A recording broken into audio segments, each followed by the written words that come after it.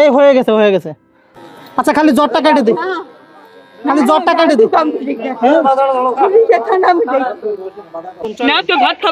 আসসালামু আলাইকুম। শোনেন শোনেন খালা, আমার কথা শোনেন, আমার কথা শোনেন, শোনেন শোনেন আমার কথা শোনেন, আমার কথা শোনেন। আপনি ভালো আছেন? ভালো আছেন? আপনি খাওয়া দাওয়া করছেন? খাওয়া দাওয়া করছেন? শোনেন আমার কথা শোনেন। আচ্ছা খাওয়া লাগবে না, আমার কথা শোনেন, আমার কথা শোনেন আমার। আচ্ছা এটা রাখেন, কথা আগে শোনেন। আচ্ছা শোনেন খালা, আমার কথা শোনো। কি বলি আমার কথাটা আগে শোনো।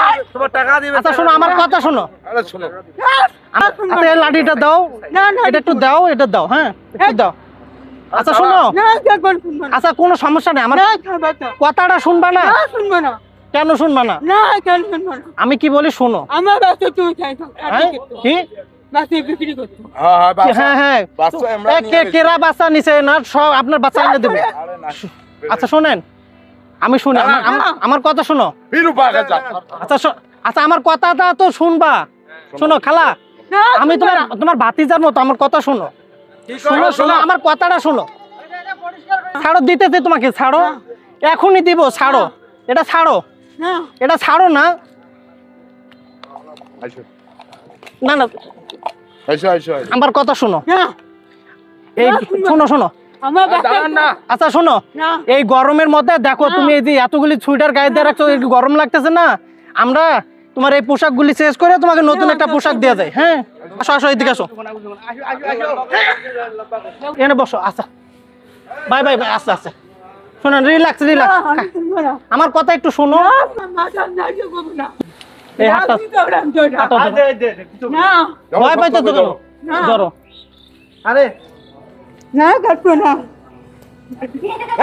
আরে এটা আগুন আদি তো প্রান্ত ঠ্যাং হে দাও, ও দড়িয়ান তো দড়িয়ানি ঠ্যাং বাঁধা আদি তো প্রান্ত মনে কি এবারে আওছি এটি পুলিশ আমরা হাত তো নিয়ে খুঁজে আমাকে দেখে দেয়। তোমার দিব দিব দিব, হাতটা কাটা দেবে নি দেখাই দিতে ঠ্যাং, এটা আদি তো প্রান্ত মনে কি মনে আও বা কড়াই ঠিক কড়াই আসল মনে কি এবারে আও কি আমাকে দেখা কি ওই ওই আসেন না কেন কি হলো দেখা দুই দুই সরন সরন। আরে পেনে মই দেখলেন ধরি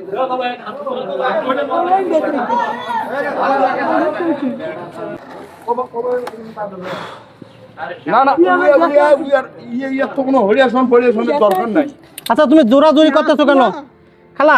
শোনো শোনো আমার কথা শোনো, আমার কথা শোনো, তোমার ভালোর জন্য করতেছি। তুমি দেখো এই গরমের মধ্যে কতগুলি পোশাক পরছো, একটু দাঁড়াও।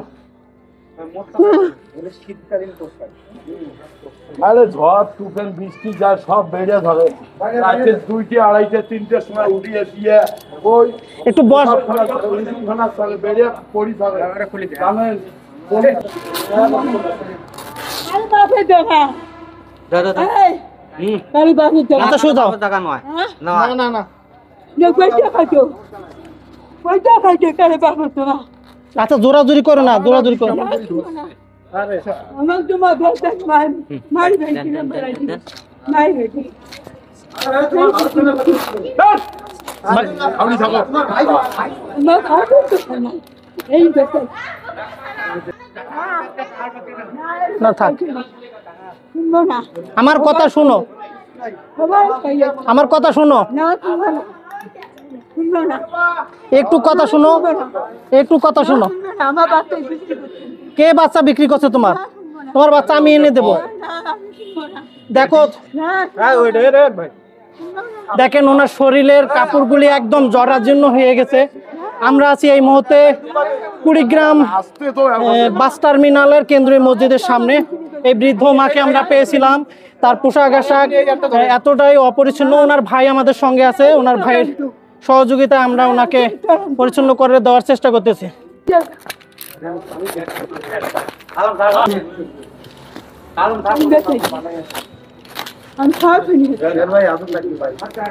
আরে ভাই আপনারা জানেন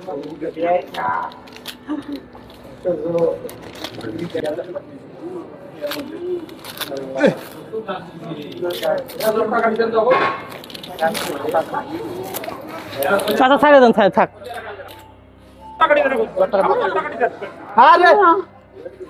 আরে মাথাটা 2-3 জন ধরলে তো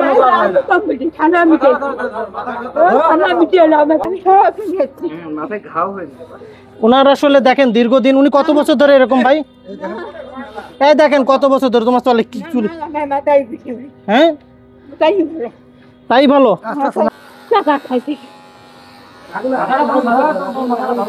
এই যে হয়ে গেছে।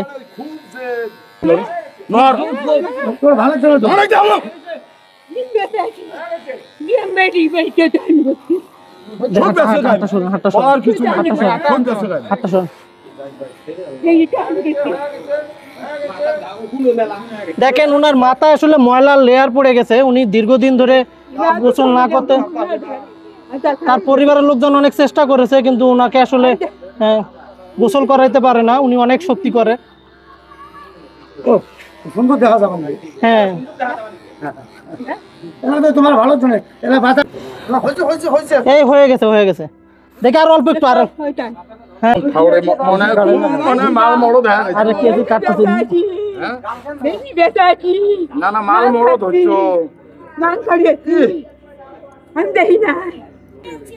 তোমার বেটি মাঝে মাঝে আসে তো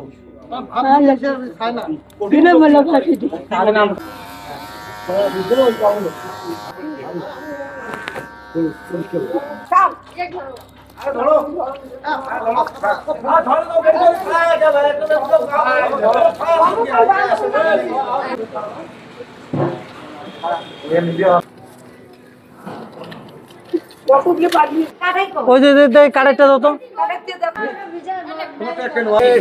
মগে করে একটু পানি নিয়ে আসো তো দাও। তো আসলে এগুলি আপনার বোন এরকম মানসিক ভারসাম্যহীন কতদিন ধরে এরকম রাখবেন? কতদিন ধরে এরকম? বছর 4 বছর ধরে। তো ওই যে ওনার যে দেখা যাচ্ছে যে উনি এখানে আপনারা সবাই দেখেছেন যে অপরিষ্কার পরিচ্ছন্ন ছিল, পোশাক আশাক নোংরা, এবং আমরা ওনাকে পরিষ্কার করতে এসে অনেকটা প্রেশানি হয়ে গেছি, আপনিও সাথে ছিলেন। স্ক্রিনে থাকা অজ্ঞাত মানসিক ভারসাম্যহীন এই বৃদ্ধ মাকে আমরা আজকে পেয়েছিলাম কুড়িগ্রাম জেলা বাস টার্মিনালের কেন্দ্রীয় মসজিদের সামনে। তো এখানে আসার পর আমরা ওনাকে দেখেছি, ওনার চুলে জট বাঁধা ছিল এবং অনেকগুলি শীতের পোশাক। এখন এই মুহূর্তে হয়তো কুড়িগ্রামের তাপমাত্রা যদি বলতে চাই প্রায় 40 ডিগ্রির কাছাকাছি হবে, প্রচন্ড গরম। এই গরমের মধ্যে উনি প্রায় 5-7টা শীতের পোশাক পরা ছিল। তো আমরা এখানে আসার পর স্থানীয় মানুষের সাথে কথা বলে জানতে পারি উনি এখানকার স্থানীয়। তখন আমরা তার ভাইকে ডেকে নিয়ে আসি, ডেকে নিয়ে আসার পর ওনাকে পরিষ্কার পরিচ্ছন্ন করার অনুমতি নেই। ওনারাও অনেক চেষ্টা করেছে, কারণ উনি এতটাই জোরাজুরি করে।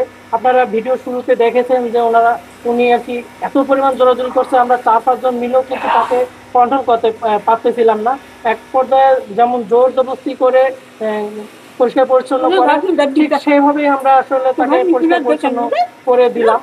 তো আপনারা সবাই দোয়া করবেন যেন এই মা যেন খুব দ্রুত সুস্থ হয়ে যায়। এবং এই মার সাথে কথা বলে বা ওনার ভাইয়ের সঙ্গে কথা বলে আমরা জানতে পেরেছি ওনার একটা মেয়ে আছে, মেয়ে প্রায় অনেক শিক্ষিত মেয়ে, প্রায় অনার্স মাস্টার্স করা আর কি, মাস্টার্স কমপ্লিট করা। উনি স্বামীর বাড়িতে রয়েছে। তুমি খাওয়া দাওয়া করবা? আমার মা তো মাংস ভাত না।